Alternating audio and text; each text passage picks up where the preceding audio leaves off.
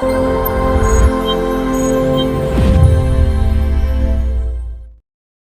tani do të kalojmë në hapin tjetër të këtij simpoziumi, gjithsesi në sesionin e parë shkencor të këtij simpoziumi, ku ne do të thrasim në skenë dy moderatorët e këtij sesioni, gjithsesi profesoresh Nadire Mustafi edhe zotri Laurent Luli. Të nderuar zonja dhe zotri, më lejoni t'ju përshëndes në panelin e parë të simpoziumit ton. Është një nder i veçantë të kemi në këtë podium 5 personalitete të shquara akademike, të cilët në fushat e tyre përkatëse sjellin një ekspertizë të jashtëzakonshme dhe shumëllojshme.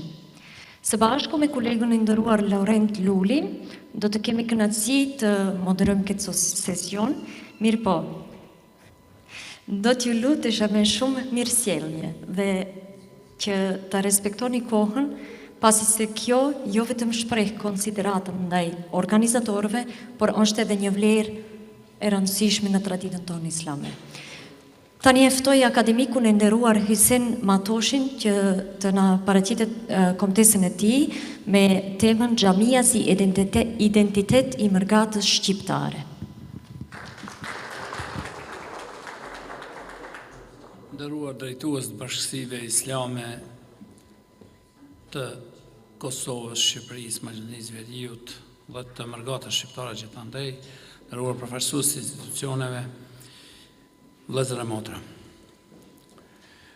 Simpoziumi i sotëm shkencor me temën Xhamia shqiptare në mërgat në shërbim të kombit, fesë dhe integrimit është një mundësi e jashtëzakonshme për të shpërfaqur dimensionet e rëndësisë së madhe që ka në jetën tonë, pra dhe në jetën e mërgatës, Xhamia si institucion.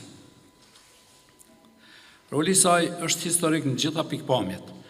Përveç se si vend adhurimi për krijuesin tonë të pashoq, Xhamia përgjatë historisë ka shërbyer pothuajse në të gjitha sferat e jetës. Një përpjekje për ta shmangur rëndësinë që ka pasur dhe e ka edhe sot Xhamia në jetën tonë, shpihen një torzo historiografike të tillë çfarë kemi prodhuar me shumicë në periudhën e komunizmit. Për hir të së vërtetës, në mjaft raste, edhe sot ky rol përçmohet ose përmendet vetëm përciptazi. Kështu, nëse i kthehemi me objektivitet kaluarës sonë, do të kuptojmë se si me xhamit lidhet mbajtja e parit kuvend kombëtar që kishte synim krijimin e kombit dhe të shtetit pavarur shqiptar. Deri vonë nuk kemi mundur të lexojmë se si mbledhja themeluese e lidhjes shqiptare të Prizrenit u mbajt në xhaminë e Gazi Mehmet Pashtës, të njohur si Bayrakli Xhamia. Pas një dyshim, xhamit në vijimësi ishin qendra e vendtubimit të mbledhjeve, të organizimeve, të veprimeve me interes për të ardhmen e kombit, ndërsa imamet presit fetar islam ishin kryet proceseve të vështira të konformimit dhe të përpjekjeve për shërimin e hapësirave tona etnike shekullore. Po ashtu, këtë rol të veçantë xhamit e kanë luajtur edhe përgjatë gjysmëshekullit të fundit, edhe në mërgatën shqiptare në Evropën perëndimore. Ndonë se ishin formuar fillimisht si një mërgat me premisa ekonomike, ajo me kalimin e kohës u bë një faktor i rëndësishëm për lindjen, shlerimin dhe përparimin e pjesës së kombit shqiptar që mbeti nën robrinë slave. Prania në rritje dhe organizimi gjithnjë më i mirë i mërgjimtarëve tanë kanë rezultuar edhe në sferën e jetës fetare. Xhamit në të cilat mblidheshin besimtarët tanë mërgjimtar për një kohë të shkurtër u shndruan në vatra të rëndësishme të përkrahjes kombëtare për Kosovën dhe viset e tjera të pushtuara. Kjo erdhi duke u intensifikuar veç mas pas kryengritjes vitit 1981, kur u bë qartë se zgjidhja e çështës shqiptare kishte hyrë në një fazë vendimtare të luftës për liri, e cila gjithsesi do të kërkonte angazhimin e plot kapaciteteve tona kombëtare. Në këtë pikpamje, shqiptarët e punësuar në vende si Zvicra, Gjermania, Austria, Belgjika, Shtetet Skandinave e të tjera, nëpërmjet strukturave të tyre të organizuara, u aktivizuan në mbështetje gjithnjë e më të madhe politike, diplomatike, ekonomike, sociale e të tjera të vëllezërve të tyre në Kosovë. Besonin se liria ishte një cak i mundshëm dhe i arritshëm. E kush mund besonte më shumë se sa besimtarët, ata që besonin te fuqia krijuesit. Vitet vijuese të apartheidit më të egër në historinë moderne, po kështu morën përgjigje adekuate në saj të sakrificës e të djersës së mërgjimtarëve tanë. Nuk ishte vetëm ndihma ekonomike ajo që u jepte kuptim përpjekjeve sistematike, nga se gjithnjë më shumë grupet organizuara do të angazhoheshin në shpalosjen e së vërtetës lidhur me gjendjen në Kosovë e në viset e tjera të pushtuara shqiptare. Mërgjimtarët mbajtën shumë manifestime publike në mbështetje të drejtave kombëtare të bashkëkombësve të robëruar. Vendet e Evropës, të cilat deri atëherë shihnin Jugosllavinë si një oazë të parazisë ndërmjet kombeve që përbënin atë, gradualisht nisën ta kuptonin të vërtetën. Tubimet, diskutimet dhe organizimet e besimtarëve në kuadër të xhamateve ekzistuese ishin shtysë e rëndësishme në këtë proces. Duke mobilizuar tërë potencialet, u arritën shumë objektiva deri atëherë të paparamendueshëm. Brigata jonë po bënte luftë të dyfisht, po e denonconte shtetin okupator për veprimet e tij shtypse e gjykatare dhe po e mbante gjallë jetën e pavarur institucionale të vëllezërve në Kosovë dhe në tërë ato sfera që ishte e mundshme atë botë. Shpejt do të vinte koha e luftës, e cila nuk do ta kishte suksesin e saj pa djersën, por edhe pa gjakun e mjaft mërgjimtarëve tanë. Kujtojmë se si një pjesë e madhe e kontribuesve ishin prej besimtarëve dhe kujtojmë se si ata e frymëzuan njëri tjetrin dhe i dhanë jetë përpjekjes sonë vendimtare drejt lirisë. Jo më pak të vlerëshme ishin angazhimet për të shëruar plagët e rënda të luftës dhe të varfërisë në Kosovën e rënuar. Janë ndërtuar apo rindërtuar qindra mira shtëpi në sojat organizime vullnetare të xhamateve anë mban mërgatës sonë. Shumë familje të varfra, familje etimeshe, familje dëshmoresh janë bërë me kul mbi kokë në sajat organizimeve të pandërprerat besimtarëve tanë në mërgatë. Me këtë nuk dua të mohoj asnjë format ndihmash që ka ardhur edhe nga sfera të tjera të organizimit. E gjithë kjo ka bërë që në sy të opinionit evropian të identifikohemi si një komunitet që ka në vetdijen e tij solidaritetin, bashkëndjenjen humane, modelin pejgamberian të ndihmës për njerëzit në nevojë. Ky fakt e ka prodhuar një shenjë të rëndësishme të identitetit tonë. Është merit e prizve fetar dhe e besimtarëve bashkërisht. Kështu xhamia është kthyer në një institucion që parafron anëtarët e saj që krahas besimit në Allahun fuqiplot me kohë po shndrohen në model qytetarie e mirësjellje edhe për pjesëtarët përkatësive të tjera dhe që dita ditës po e fitojnë betejën me stereotipat që gjithandej plasohen në propagandën antishqiptare.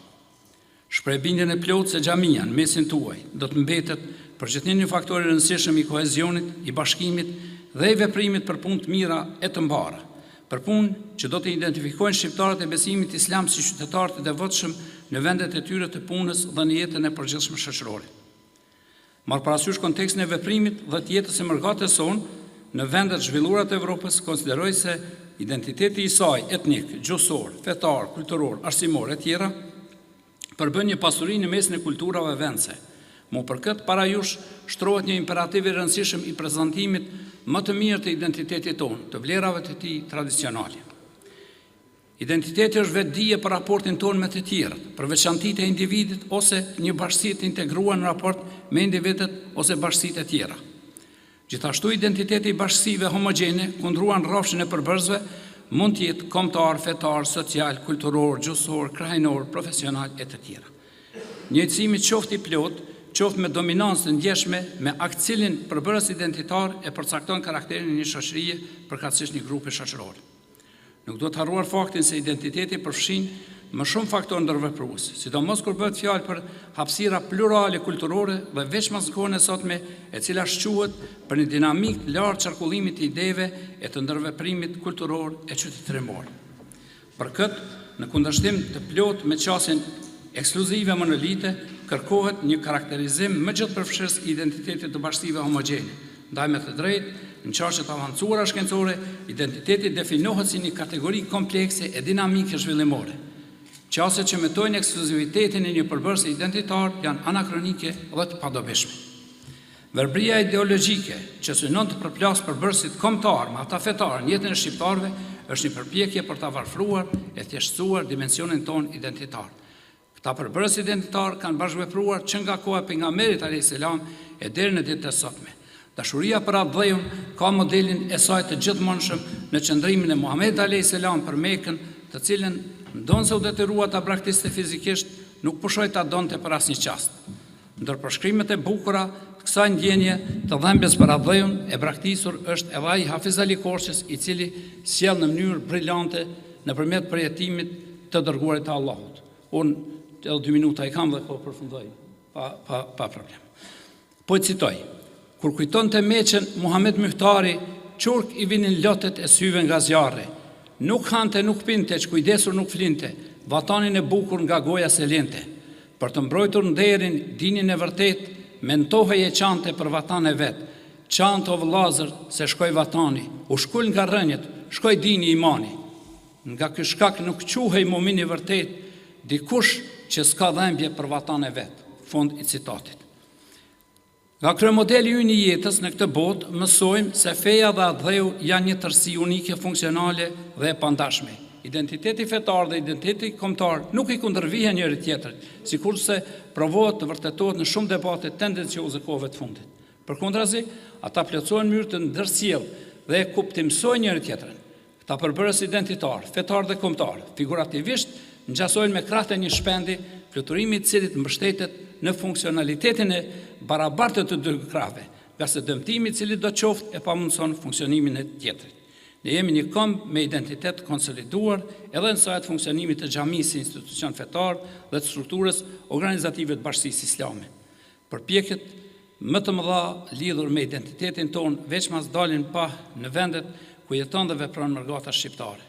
Xhamit, përveç se vende adhurimi, janë një koshëm, një medium I rëndësishëm për ruajtjen dhe kultivimin e identitetit ton shumë shtresor.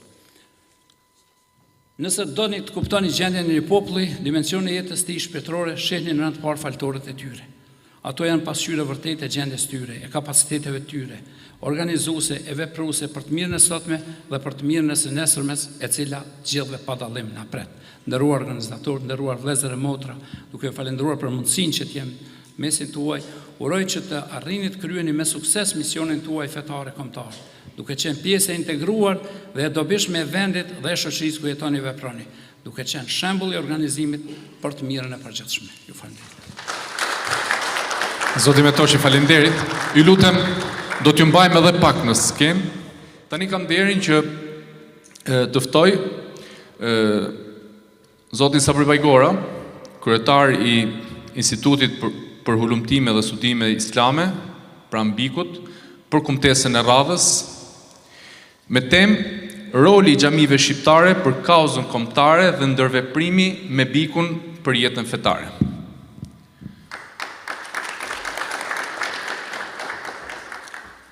Gjithmonë lutja jonë si moderator është qëndrimi brenda minutazhit të përcaktuar. Falenderit. Fjala për ju, Zoti Bajgora.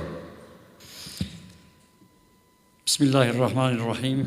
Alhamdulillahi rabbil alamin, wassalatu wassalamu ala rasulina Muhammad wa ala alihi wa sahbihi ajma'in. Për të ikur kohës të nderuar eminenca të pranishme fetare, të nderuar kor diplomatik, të nderuar vëllezër e motra, ju përgëzoj për këtë organizim të këtij sympozimi dhe dëshiroj sukses në të ardhmen dhe në botimin e tyre.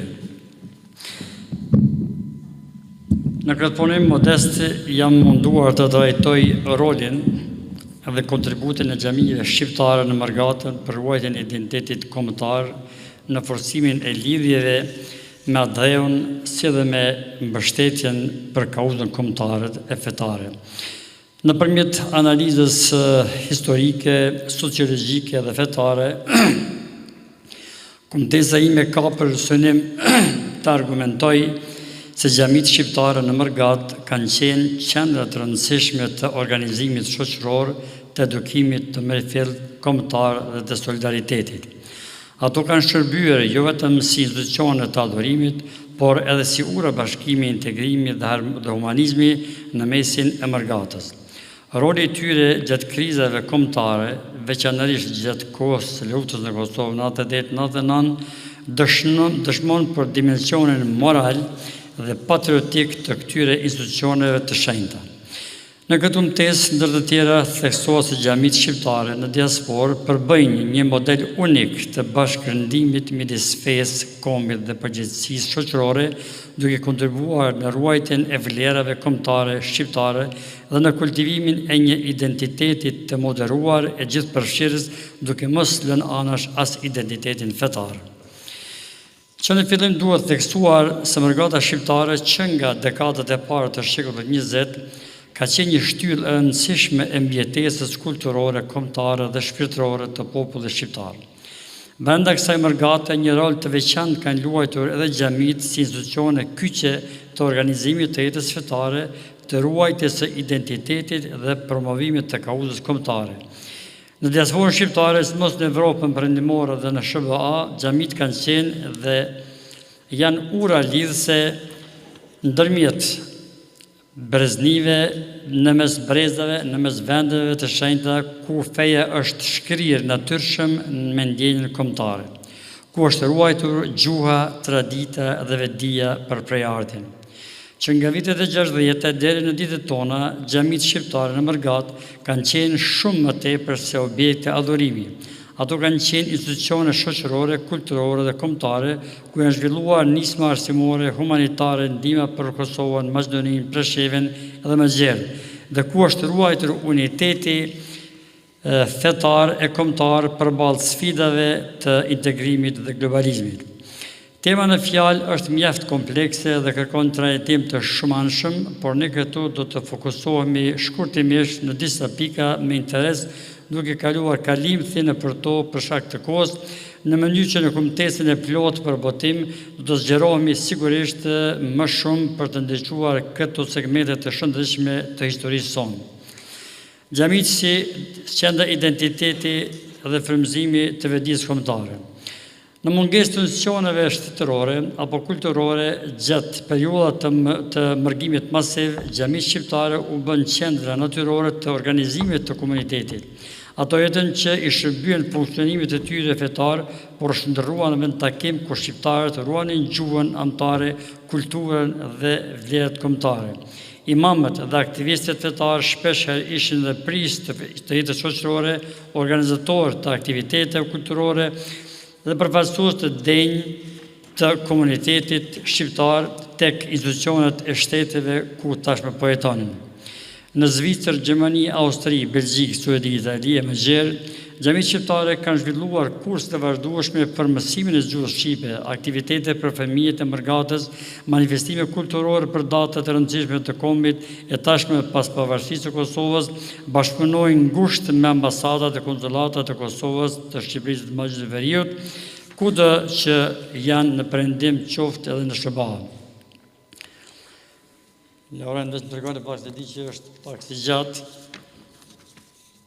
Unë desha shkurtimisht me qenë se kohën pak kemi të kufizuar të ndalet në një segment shumë i ndeshëm, sepse kam qenë dëshmitari drejt për drejt i këtyre vlimeve. Gjatë krizës së luftës 98-99, nuk do të harruar se në Maqedoni xhamitë e Maqedonisë, Tetovës, Gostivaret, Shkupit, Kërqovës, Strugës, Divës dhe gjithandej kanë qenë qendrat e para të pranimit të refugjatëve nga Kosova, dhe për këtë arsye shfrytëzoj nga rasti që publikisht ta falenderoj në radhë të parë Rej Suleman dhe këtë imamët e Maqedonisë për kontributin e madh që kanë dhënë për zbutjen e dhimbjeve që i përjetonte populli shqiptar i Kosovës. Andaj mendoj se këtë segment e ka luajtur po ashtu edhe xhamitë e diasporës, sepse edhe në diasporë pas shpërnguljes nga kampet që ishin në Stankoves, vine për Evropë, xhamitë në Mërgat e kanë luajtur po ashtu këtë rol, sepse ju kanë ofruar sa të pak atë ngrohtësinë e atë dheut që kishin lënë pas me mundime dhe dhimbje. Ndërkohë që tema e dytë e komitesës tonë ka të bëjë me bashkëpunimin mes Bashkisë Islame të Kosovës dhe xhamive të diasporës, edhe që mendoj se është pika më e ndritshme në këtë segment, por për këtë sigurisht do të flasim më vonë, ndoshta gjatë pyetjeve të ndryshme për shkak të kohës, por ju flas me kompetencë të plot, sepse kemi çka të themi me gojën plot, se juve Zoti do t'ju shpërblej me të mirat e tij për shkak të ndihmave të vazhdueshme që keni dhënë për Bashkinë Islame të Kosovës dhe kohëve të fundit për renovimin e një pjesë të konsiderueshme të medresesë Alaudin e Prishtinës, me çka kemi realizuar edhe për këtë me Asaria. Prandaj gjithëve ju falenderoj, dhuroj nga i madhi Allah që ju të shpërblej të mirat e tij. Wassalamu alaikum wa rahmatullahi wa barakatuh. Zoti Vajgara, Allah shpërbleft, edhe faleminderit shumë për edhe për të qenit preciz dhe konkret. Tani pa humbur kohën, unë më duhet që të ftoj kumtuesin e tretë, i cili është akademik Ardian Muhaj, i cili vjen nga Shqipëria, me temën e tij Muslimanët shqiptar dhe pengesat në organizimin e jetës fetare në Greqi.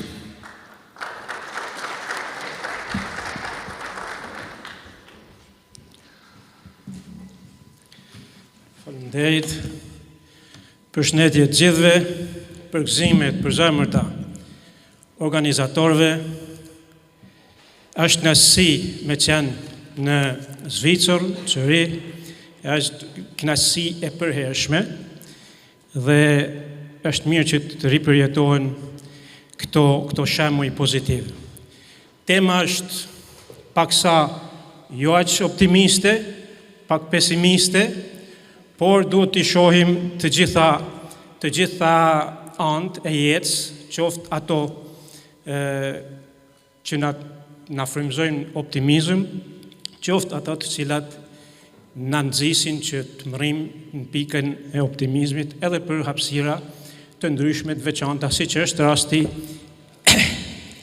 në përgjithësi i muslimanëve ose i shqiptarëve në Greqi, në Republikën e Greqisë, por në veçanti i muslimanëve, komunitetit musliman shumë të rëndësishëm në Greqi. Pra si shtjellim në tematikën e kumtesës, e studimit, që do vazhdoj për fat mirë edhe në diskutim, edhe në botim, diskutohet pozita muslimanëve në Greqi, kryesisht muslimanëve shqiptarë.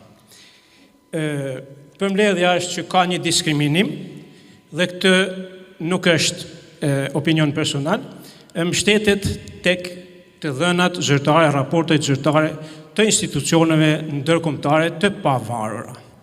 Zyrtarisht në Greqi jetojnë rreth 140.000 musliman, por të dhënat zyrtare njohin vetëm muslimanët. Dhe këtu vim edhe tek rëndësia e shtetit am të fuqishëm, sepse njihen vetëm muslimanët turq të rajonit të Trakës dhe jo muslimanët e zonave të tjera, pra për shkak të mbrojtjes që kanë pas nga shteti turk, status i tyre njihet zyrtarisht. Ndërsa, sipas Pew Research Center, që është edhe institucioni më i saktë dhe më i pavarur ndërkombëtar, mbi dinamikat dhe përqindjet edhe shtrirjet fetare, në Greqi jetojnë rreth 520.000 musliman dhe është e pamundur edhe për institucionet ndërkombëtare që ta gjejnë përqindjen e shqiptarëve në këtë tërësi muslimanësh.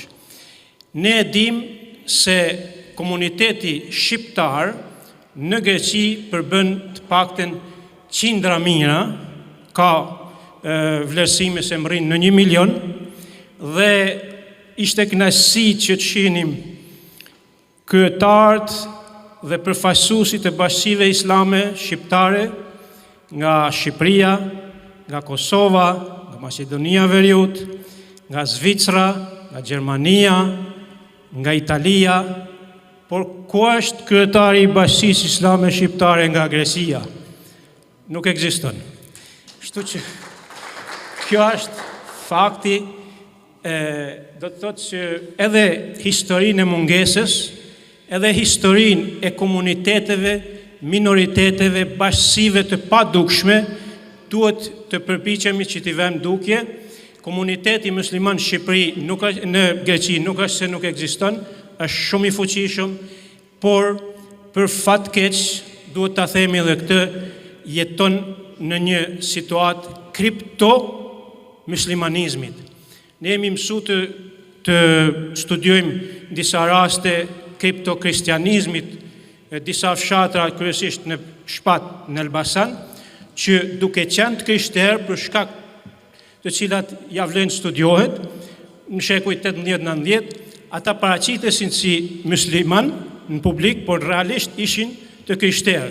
Tani në shekullin 21, në një shtet demokratik, ne kemi shumë më tepër, pra qindra mijëra shqiptar që janë detyruar të jetojnë, të paraqiten si të krishterë, por në fakt janë musliman.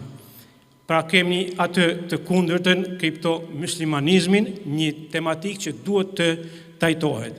duke shku tek pjesa funit që mos të që t'i la vend edhe diskutimit, edhe botimit, edhe të përpiqem t'jem korrekt me juve dhe me kolegët që do flasin më vonë, është edhe plaga jon e pashëruar, por kurse e harruar që është qamëria.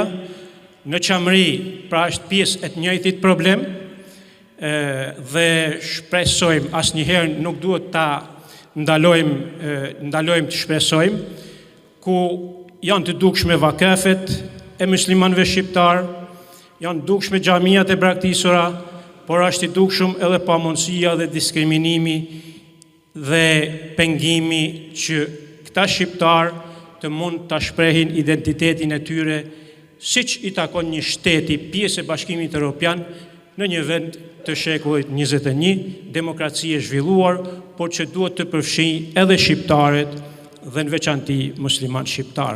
Shembulli i Zvicrës, prandaj e theksova edhe në fillim, është frymëzim, jo vetëm për ne si shqiptar, por është edhe përgëzim për vetë autoritetet zvicerane, për vetë të komunitet bashkësi shtetesh europiane, të cilat i kanë dhënë mundësi të gjitha komuniteteve, duke përfshirë dhe shqiptarët, që të shprehin identitetin e tyre në mënyrë të hapur, të qartë, dhe të mos kenë nevojë që ta fshehin në mënyrë që të diskriminohen në hapësiren e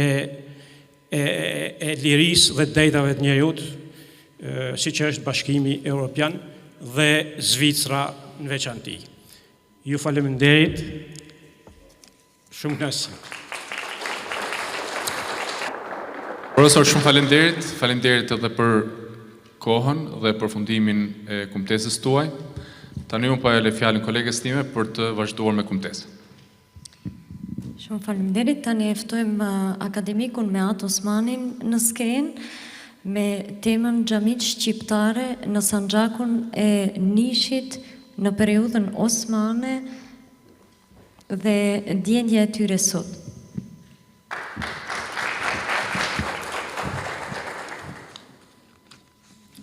Nderuar kryetari i komunitetit musliman shqiptar këtu në Zvicër, Zotri Mehas Alia, të nderuar përfaqësues të Bashkisë Islame të Kosovës, të Maqedonisë dhe të Shqipërisë, kori diplomatik, të nderuar të pranishëm, siç e tha dhe parafolsi i mëhershëm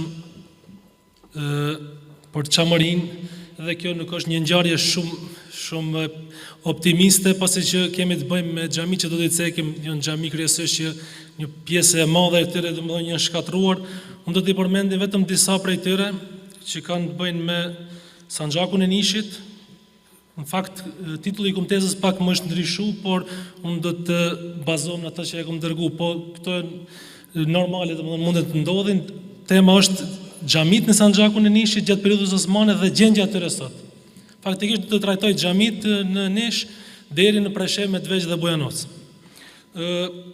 Xhamit e para të Nishit i hasim domethënë në miniaturën e Nishit, aty hasim domethënë 3 xhami, Evlia Çelebi përmend domethënë këto 3 xhami kryesore, kuptohet edhe pas kësaj ndërtuat xhami tjera me 10 xhami.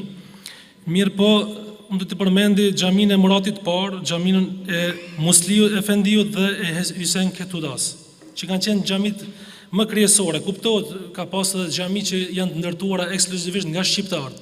Domethënë, sidomos xhamia e cila është sot e kësaj dite aktive në Nish, xhamia Islam Ag Hadrit. Kjo është domethënë xhami e ndërtuar nga një shqiptar. Kuptohet, në Nish kemi pas edhe lagjën e pazarit shqiptarëve, e cila domethënë ka patur edhe mesxhidin i cili është rënuar në vitin 1877-1878. Kuptohet edhe në Kazat e Sanxhakut të Nishit ka pas xhami me rëndësi, siç është rasti i Leskovcit. Aty janë xhamit e njohura, xhamit e Sultan Bayezidit II, xhamia e re, xhamia e Sultan Mehmedit II e tjera. Gjithashtu edhe në Sherikoj Pirot ka patur xhamia Fatih Sultan Mehmetit, xhamia Halil Beut e tjera me radhë. Gjithashtu edhe në Vranjë, që është shumë e rëndësi këtu, kemi xhamin e Gedik Ahmet Pashës, një sadrazam me përjardhje shqiptare, e cili ka ndërtuar një xhami në qendër të Vranjës, ku për fat keq në vitin 1878, kjo xhami është shndruar në Kish, më thonë qendër të Vranjës ndodhet. Sigurisht Vranja ka pas edhe xhami tjera, me radhë kemi edhe kazane Yrgypit apo Prokuplës, edhe kjo ka pas xhami të ndryshme, ndërto ma më rëndësion xhamia Haxhi Hëzërit, xhamia Fatihut e tjera. Kurse sa i përket xhamive të Preshevës, Medvegjës dhe Bujanovcit, në sallamën e vletit të Kosovës të vitit 1896, i kemi në qytetin e Preshevës 2 xhami, kurse në kazat tjera, apo në pjesë të kësaj kazaje, dhe më thonë kuadrët kazas Preshevës, që e përbën edhe Bujanovcin e sotëm, dhe më thonë kanë qenë 13 xhami dhe 3 mesgjide. Gjithashtu dhe studimet, dhe më thonë që e mbon këtë kuadrë, në thonë se në Preshevë dhe në Bujanovc janë ndërtuar gjatë periudhës osmane 20 xhami. Ma hershmja është xhamia Bilaqit, sipas burimeve, dhe e fundit e periudhës osmane është xhamia e fshatit Tërnovc në Bujanovc, të Bujanovcit, xhamia Strukarëve.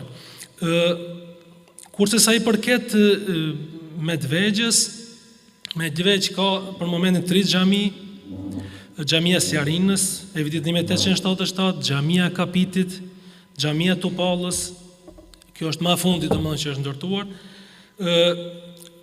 Aktualisht, ku thash edhe më herët, janë shumica në Sanxhak Nishit deri në Preshevë, Medvegjë dhe Bujanovc, shumica e këtyre xhamive janë rënë. Domethënë, aktualisht në Nish kemi domethënë xhaminë e Balibeut e shekullit 16, e cila shërben si muze, kurse xhamia tjetër është xhamia Islam Ag Hadrit, e cila gjatë razirave në Kosovë në 2004 është djegur nga rebel sërb, dhe kjo është renovuar dhe sot është xhamia funksionale domethënë në Nish.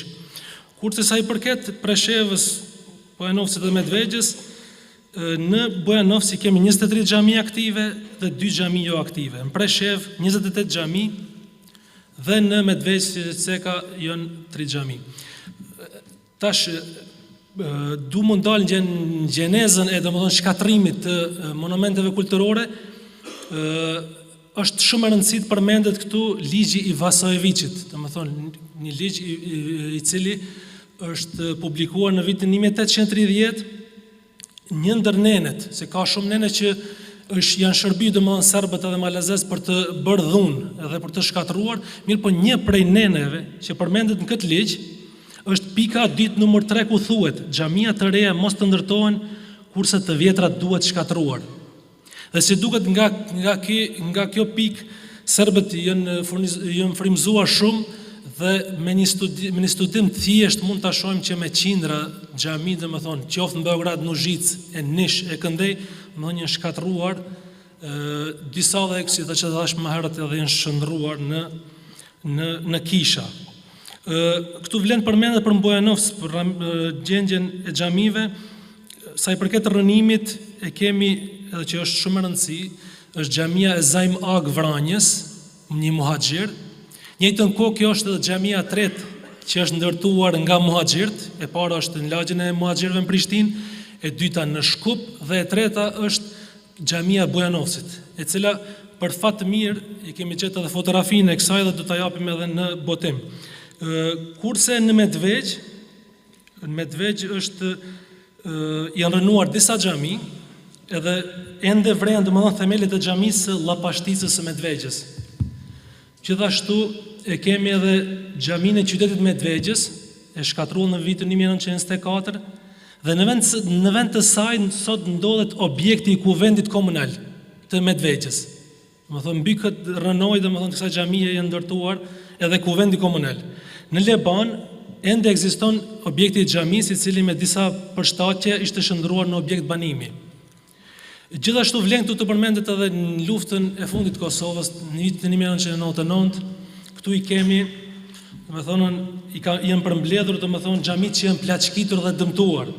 Është xhamia e Sjarinës Medvegjës, xhamia e Oslarës dhe xhamia vjetër dhe e re e fshatit Miratovc.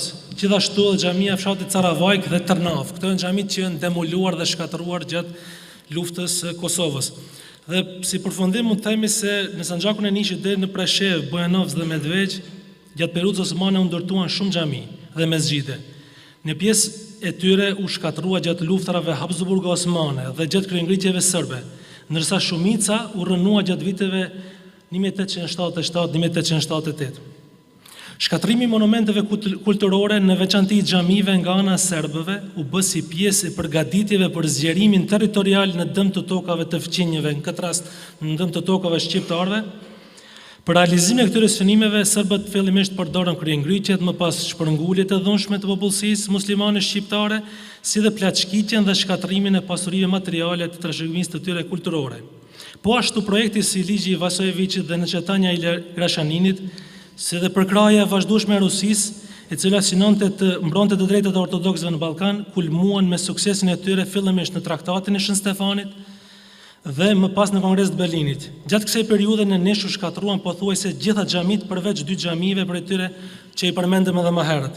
Sa i përket xhamive të periudhës osmane në Preshev, Bujanovc dhe Medveç, disa prej tyre janë rënuar, siç për shembull shesh xhamia e Bujanovcit, por shumica ekzistojnë edhe sot e kësaj dite, madje edhe pas tërheqjes së Perëndimit osmane në këto treva janë ndërtuar shumë xhami të reja, të cilat sot shërbejnë për nevojat fetare të popullsisë shqiptare muslimane. Faleminderit për vëmendjen.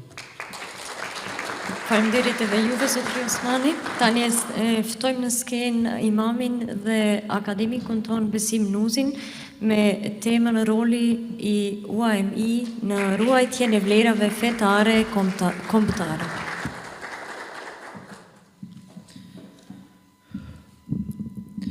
Bismillah, alhamdulillahi, rabbil alamin, wa salatu wa salamu ala nebina Muhammedin, wa ala ali wa ashabi e gjmain. Të ndëruar të pranishëm, vlezër e motra, assalamu alaikum wa rahmetullahi wa barakatuh. Duku bazuar në kërkymet e kryera rreth veprimtarisë së Unionit Muslimanëve Shqiptar në Itali, UAMI. Do të ndalsha pak në këtë temë për shkak të vetë dimensionit të muslimanëve shqiptar në Itali, i cili është ndryshe nga Bashkia Islame e Doktor Reshatit.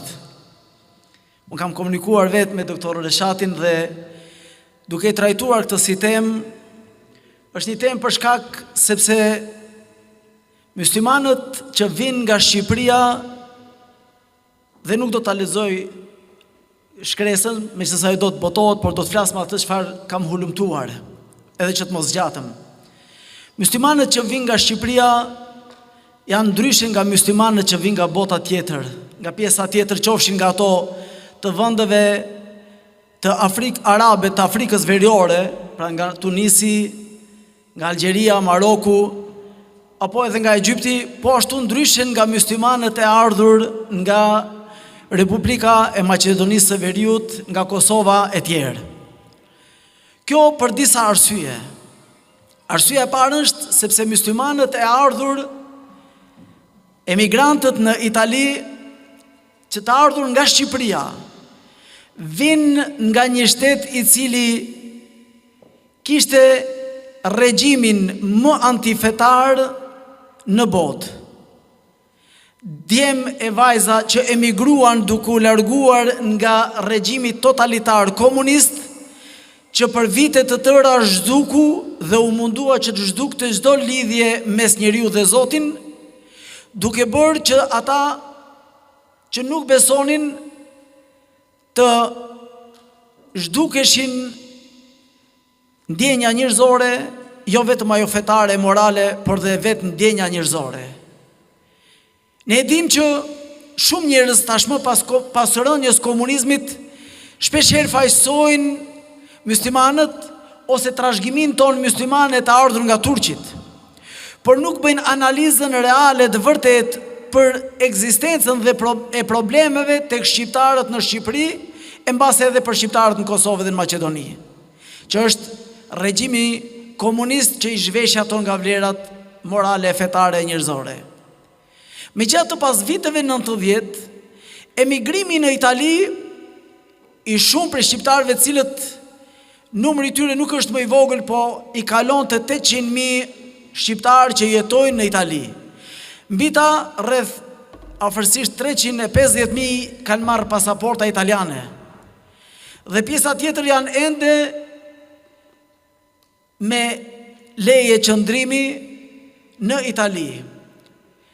Ata duke qenë në censurën e ardhur në fillim nga Shqipëria, me cilën shiheshin nga qytetarët italian ku shumë intervistat marra, shiheshin si njerëz të denigruar që shpeshherë thonin ja këto shqiptarët kur donin që t'i shanin, kur donin që t'i ofendonin, kur donin që të përdorin për tyre shprehje me cilat për treguar ndaj tyre ndjenjën e një njeriu të ardhur nga një vend ose ndjenjën e njerëzve më të ulët shoqërisë. E them këtë sepse kjo ishte një ndjenjë e cila i bëri ata që shpeshherë duke qenë zhveshur nga ndjenja fetare, të zhvisheshin edhe nga ndjenja kombëtare dhe lidhja që kishin me kombin me Adheun.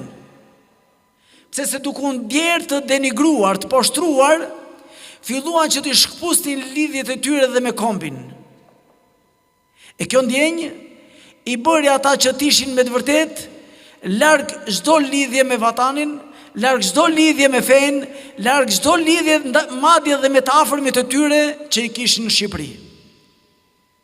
Për këtë, djemë të rinj, të cilët për fatin e mirë ishin student që studiuan në universitetet më të mira të Italisë. Djemë të rinj të cilët kishin përjetuar regjimin më të egër antifetar, por që në esencën e traditës tyre familjare kishin ruajtur fshehur azi fen, pasi feja gjatë regjimit komunist tek ne ishte ndryshe dhe ishte blokuar dhe ishte ndaluar me ligj dhe dënoshe që të aplikojë apo të kryejë ndonjërit, filluan duke e parë të nevojshme bashkimin e shqiptarëve në Itali në një union me cilin t'i afronte ato dhe t'i bashkonte mes vetit në Itali, por jo vetëm kaq, po t'ishte ura lidhse mes shqiptarëve në Itali me kombin dhe me Adheun, me traditat dhe me kulturën shqiptare. Këto djemë të rinj, të cilët nuk ishin vetvete hoxhallar. Edhe kjo është për t'u theksuar, nuk ishin vetvete teolog, por ishin fetar, dashamirës të fesë, dashamirës të kombit, u munduan që të mblidhen rreth vetës dhe të thirrnin fillimisht hoxhallar për të treguar diçka dhe për t'i mbledhur shqiptarët e Shqipërisë, prej cilëve kam patur fatin që t'jem, sepse tek shqiptarët e Shqipërisë eliminimi në Itali mund thuash që ka qenë shumë i lehtë, ndryshe nga shqiptarët që të ardhur nga Republika e Kosovës apo Republika e Maqedonisë Veriut. Sepse ata janë eliminuar duke ndjerë veten të denigruar, por duke ndjerë dhe veten më pro vendit, duke u larguar nga ndjesia e të shtypurit, ato u bën më italianë si italianët. E këto djem filluan që të mblidhin për të kujtuar gjuhën, për të kujtuar fen, për të kujtuar kulturën dhe për të lidhur shqiptarët që jetojnë në Itali me traditat tona të bukura. Jo vetëm kaq, por njëri prej tyre kur e ka marrë në intervistë thot, ne thot kishim xhamia, se nga statistikat mbi 370 xhamia në qytetet e ndryshme të Italisë janë. Kishim xhamia, por nuk ndjenim vetën tonë të përfaqësuar, pasi ne shqiptarët kishim probleme ndryshe nga shqiptarët, nga emigrantët musliman të vendeve të tjera. Nëse emigrantët e ardhur nga Afrika Veriore i mësonin vajzat e tyre që të mbuloshin dhe nxisnin që të mbuloshin, tek shqiptarët ishte e kundërta. Nëse një vajzë mbulohej, familjarët e saj ishin të parë që të dilnin kundër që të mos mbulohej. Nëse ndonjë prej shqiptarëve vinte në xhami në Itali, familjarët ishin të parët, sidomos pas ngjarjeve të 11 shtatorit, shqiptarët e Shqipërisë të ardhur në Itali ishin të parë që i thonin mos se do ta bësh terrorist. Pa e kuptuar thelbin e kësaj feje. Prandaj, në intervistat që ka marrë dhe me kryetarin aktual të Unionit të Shqiptarëve Musliman në Itali, thot ne i kemi antarët e Unionit në gjithë qytetet e Italisë. Kemi praktikant dhe jo praktikant. I kemi nga të gjitha qytetet e Italisë, por për fatin ton të mirë, i kemi shumicën e tyre intelektual me cilët kemi fatin që të na përfaqësojnë në institucionet më të mira dhe më prestigjioze në të gjitha fushat, në ato të mjekësisë, të ekonomisë, madje dhe deri te ato të politikës në Itali. Kjo është krenaria jonë që na përfaqëson neve në Itali, edhe pse ato ende nuk kanë themeluar xhami të shumta në Itali, por me sa di janë në bashkëpunim edhe me Bashkinë Islame Shqiptare, me Komitetin Mysliman, për të ndërtuar një xhami të madhe tashmë në Itali, dhe shpresojmë që ato të kenë xhamitë e tyre dhe të kenë përfaqësitë e tyre, e njëkohësisht kenë dhe koordinimin e tyre me Bashkinë Islame Fetare në Itali, me doktor Reshatin dhe me gjithë të tjerët, duke uruar aty në suksese. Shpresoj që në të ardhmen të dëgjohet zëri tyre, të rikthehen në traditën të flasin shqip, të komunikojnë shqip, por njëkohësisht të mendojnë për traditën tonë fetare e kulturore shqiptare. Ju faleminderit, Zoti ju shpërbleft, Allahu ju nderoft.